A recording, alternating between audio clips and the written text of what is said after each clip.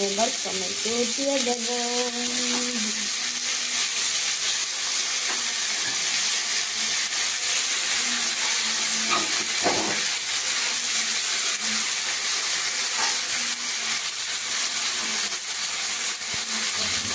Hello friends, তো আজকে আমি রান্না করলাম টমেটো পাঁপড় দিয়ে সয়াবিনের সবজি, একটা পনির তরকারি, এখন অল্প মাছ আর মাংস, মানে মাটন যেটাকে বলে। তো নিরামিষটা যারা ভালোবাসে ওরা খেয়ে নিল। তো আমার আরও এত কিছু গোটাও ঢেলে দিচ্ছি। তো আমি শুধু এটা অ্যাভয়েড করা ভালো, মাটন অ্যান্ড ফিশটা খেয়ে নেব। কেমন লাগবে তোমরা জানাবে, তোমরাও কী কী খেয়েছো একটু কমেন্টে জানাবে। অল্প একটু লঙ্কা গুঁড়ো দিয়ে দেবো। এবার অল্প একটু লঙ্কা গুঁড়ো দিয়ে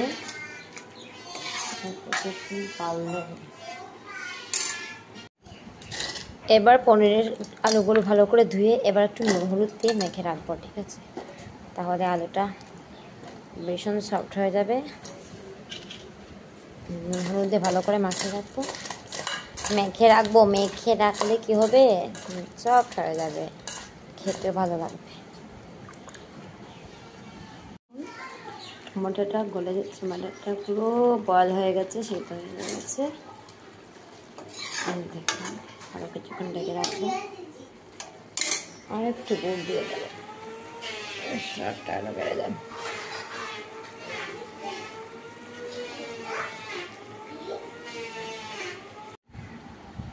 টমেটো টক রেডি, কারা কারা খাবে চলে এসো। রেডি টমেটো টক। এবার আমি পাঁপড় তরকারি বানানোর জন্য পাঁপড় দুটো ভেজে নিলাম, আর দুটো পনিরটা ভেজে নিলাম। এখন আলু ভাজা চলছে। তো আজকে পনির তরকারিটা অল্প একটু ঝাল করবো।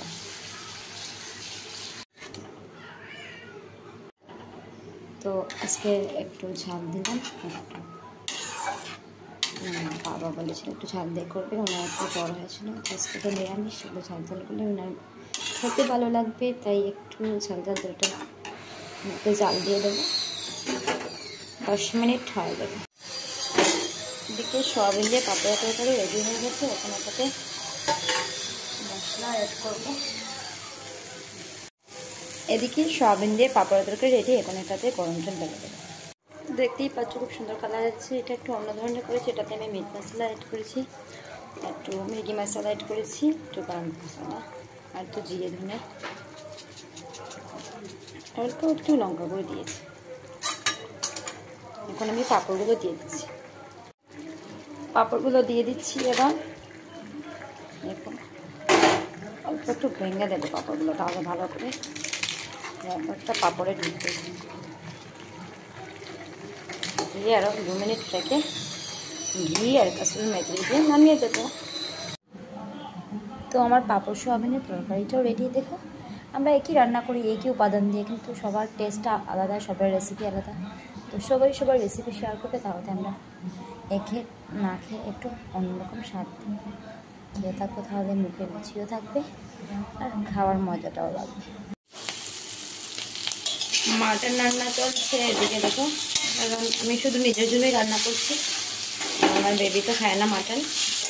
আর এসব রান্নার মতো এনেছি, একটু লিভারগুলো রেখেছি ভাজা করার জন্যে, নিজের জন্যই বানাচ্ছি। কী করবো, জীবনটা 2 দিনেই, যখন যেটা ভালো লাগে খেতে থাকো। মাটনটা আমি 2-3 বার খাওয়া যায় না, একবার খেলেই যথেষ্ট। একবারে তো খেতে পারবো না, 2বার হয়ে যায়, প্রেশার হাই হয়। ফ্রাই করার পর অল্প এখন আদা রসুন পেঁয়াজটা অল্প দিয়েছি, গোটা গরম মশলার সাথে অল্প একটু জিরে ধনে দিয়ে দিলাম, কাঁচা লঙ্কা দিয়েছি। এখন কষা নেব। যে কোনো রান্নাই ভালো হয় কষানোর করে, যেটা ভালো করে কষাবে, কম আছে একটু ভালো করে ফ্লেভারটা সুন্দর আসবে, ভালো করে সুস্বাদু হবে। মাংস আর মাটনটা অনেকক্ষণ বেশি করে কানেক্ট করতে হবে। আলুটা আমার বেশি ভালো লাগে, তার জন্য আলুটা আমি বেশি দিলাম। মাংস আলুটা আমার ভীষণ পছন্দ।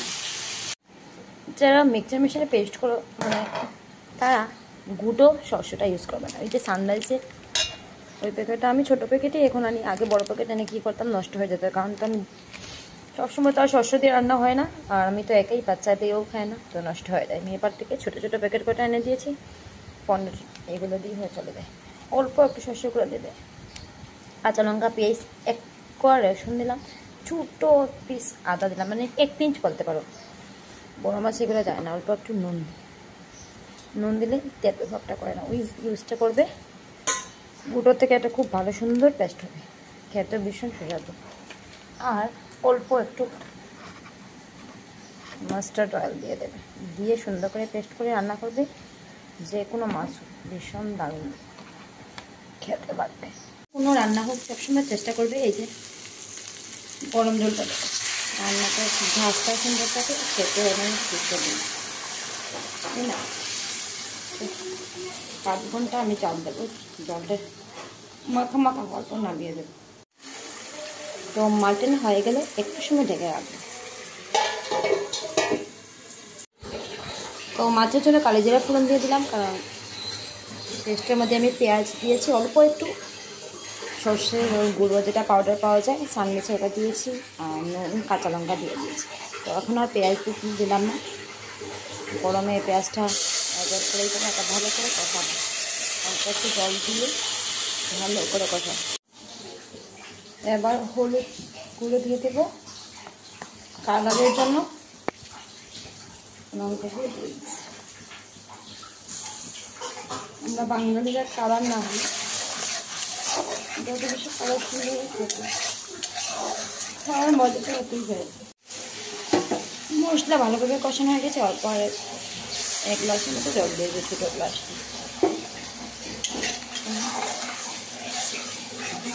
জলটা অল্প গরম জল দিতে ভুলে গেলাম, তুমি অবশ্যই গরম জলটা একটু দুপুরবেলা এনে জলটা গরম থাকে, সিনটেক্স গরম হয়ে আসে। তো 5 মিনিট পর মাছগুলো দিয়ে দেবো।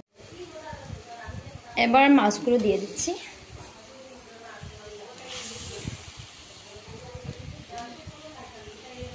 রেডি আমার সর্ষে দিয়ে কাতলা সর্ষে। গরমের দিনে নিচে বসে খাওয়ার আনন্দই আলাদা।